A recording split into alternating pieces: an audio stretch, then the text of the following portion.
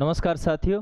तो बहुत बहुत बार ऐसा होता है कि बच्चों को नहीं पता कि हिंदी में मात्राएं कितनी होती है। अगर बच्चों से ये पूछ लिया जाए ना, जैसे प्रश्न पेपर में ऐसे आ जाए, जैसे मैंने यहाँ लिखा दूं कि पानी शब्द में कितनी मात्राएं हैं। अगर ऐसे पूछा जाए कि पानी शब्द में कितनी मात्राएं हैं, तो बच्चों का जवाब होगा 2 मात्राएं हैं, कि एक आ की मात्रा है और एक ई की मात्रा है, यही जवाब होगा। लेकिन मैं बता दूं, इस पानी शब्द में 4 मात्राएं हैं। कितनी मात्राएं हैं? 4 मात्राएं हैं। ऐसा कैसे हुआ गया ऊर्जा? ये मात्राएं तो 2 ही दिख रही हैं, मात्राएं 4 कैसी हुई? लेकिन बेटा, ये मात्राएं जो आप समझ रहे हो ना, वो मात्राएं नहीं है। मात्रा का मतलब होता है किसी भी स्वर के उच्चारण में लगने वाला समय। उच्चारण के मतलब उच्चारण में लगने वाला जो समय होता है, कालमान होता है, उसे मात्रा कहा जाता है। अगर बात की जाए तो हिंदी में मात्राएं कितनी होती है, अगर ये पूछा जाए कि हिंदी में मात्राएं कितनी होती है, तो बच्चों का जवाब आएगा 11 होती है सर। कईयों का आता है कि 10 होती है सर। लेकिन हिंदी में केवल कितनी होती है? 2 ही मात्राएं होती है। हिंदी में कितनी मात्राएं होती है? हिंदी में 2 ही मात्राएं होती है। अरे ऐसे कैसे हो गया गुरुजी? हिंदी में 2 ही मात्रा कैसे? देखो, एक होती है लघु मात्रा, एक होती है लघु मात्रा यानी जिसको हम आम भाषा में कहते हैं छोटी मात्रा, और एक होती है गुरु मात्रा। क्या होती है? गुरु मात्रा, जिसको हम आम भाषा में कहते हैं बड़ी मात्रा।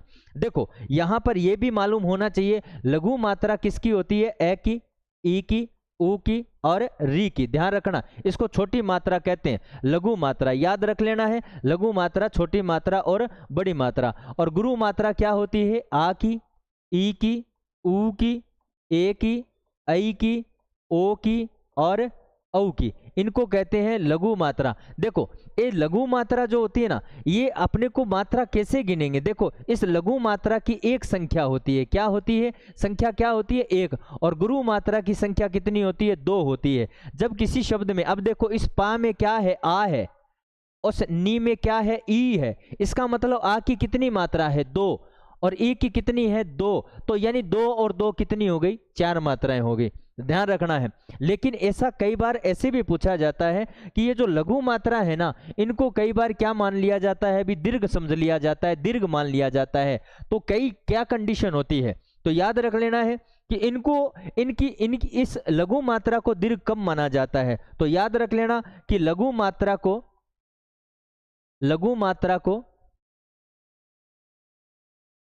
दीर्घ माना जाता है। दीर्घ माना जाता है। कब माना जाता है? तो याद रख लेना, कब माना जाता है। कब माना जाता है? तो पहली बात तो ये कि अगर इनके ऊपर आ जाए भाई, क्या आ जाए भाई? अनुस्वार आ जाए। अगर इनके ऊपर अनुस्वार आ जाए तो इनको 1 नहीं माना जाएगा। इनकी संख्या कितनी मानी जाएगी? 2 मानी जाएगी। ध्यान रखना है। जैसे मैंने लिखा है ना अग, मैंने क्या लिखा है?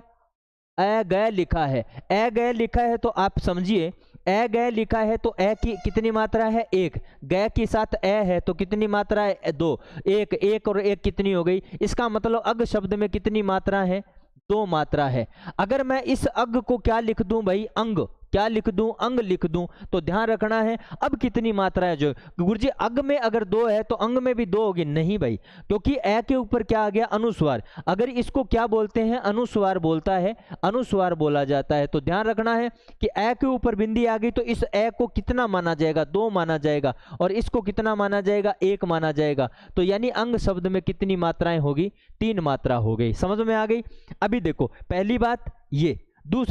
दूसरी बात ये होती है कि अगर ए, ई, ऊ और री के बाद में क्या आ जाए भाई? हलंत आ जाए। क्या आ जाए? हलंत आ जाए। हलंत का मतलब आधा अक्षर आ जाए। क्या आ जाए? हलंत आ जाए, मतलब व्यंजन आ जाए। व्यंजन का समझ रहे हो ना? आधा व्यंजन आ जाए तो आधा अक्षर, अपने नॉर्मल भाषा में लिख देंगे कि आधा अक्षर आ जाए ना, हलंत आ जाए, तो ये जो है ना, इसको कितना माना जाएगा? 2 मात्रा माना जाएगा। इसकी 2 मात्रा मानी जाएगी। जैसे क्या माना जाए भाई? अगर मैंने लिख दिया अंत, अब देखो ए के नीचे क्या है? ए के बाद में आधा अक्षर है। आधा अक्षर है तो ए 1 नहीं है, अब क्या हो गया? 2। तय के साथ ए है तो ये कितनी हो गई? 3 मात्रा होगी। कितनी मात्रा होगी? 3 मात्रा होगी। याद रख लेना है। और बहुत सारे शब्द आते हैं, जैसे मैंने लिखा है बंदर। क्या लिखा है, बंदर लिखा है। अब बंदर में कितनी मात्राएं हैं, अगर जिसने मात्राओं वाला खेल नहीं समझा है तो वो मध्य बंदर में कोई मात्रा नहीं बताएगा, कोई मात्रा है ही नहीं बंदर में। तो देखिए बै में क्या है, ए है, तो इसके बाद में क्या है, बै के साथ ए जरूर है लेकिन बै के बाद में आधा अक्षर है, तो इसमें क्या होगी, दो मात्रा होगी। दै के साथ ए है, एक मात्रा, रै के साथ ए है, एक मात्रा। इसका मतलब बंदर में कितनी मात्राएं होगी, चार मात्रा हो गई। कितनी मात्राएं होगी, चार मात्राएं होगी। ठीक है, ये दूसरी बात है, ये तो दूसरा तरीका है। अब तीसरा याद रख लेना, अगर ए, ई, उ और री के बाद में अगर आ जाए अक्ष, तरह, गे, अक्षय, तरह, ये और शरय आ जाए, अगर ये चार अक्षर आ जाए, चारों में से एक ही आ जाए, तो इनको एक मात्रिक नहीं, इसको क्या मात्रा, कितनी मात्राएं मानी जाती है, दो मात्राएं मानी जाती है। जैसे मैंने लिखा है अक्ष, क्या लिखा है, अक्ष। अब ए की कितनी मात्रा होनी चाहिए, एक, लेकिन यहां इसके तुरंत बाद में क्या है, क्षय है, तो इसको क्या माना जाएगा, दो। अक्षय में ए है तो ये कितनी मात्राएं होगी, तीन मात्राएं होगी। कितनी मात्रा होगी इस शब्द में, तीन मात्राएं होगी। जैसे मैंने लिखा है शत्रु, क्या लिखा है, शत्रु। अब देखिए स में क्या है, ए की कितनी मात्रा होनी चाहिए, एक, लेकिन इसके तुरंत बाद में तरह है, यानी संयुक्ता अक्षर है, संयुक्ता अक्षर है तो इसको कितना माना जाएगा, दो। तरह में क्या है, ऊ छोटा है कि बड़ा है, छोटा है तो एक मात्रा मानी जाएगी, तो इसका मतलब कितनी हो जाएगी, तीन मात्राएं होगी। समझ रहे हो, ये बातें आपको कैसी लगी, अगर अच्छी लगी है तो कमेंट करें, शेयर करें और लाइक करना न भूलें। नमस्कार, धन्यवाद।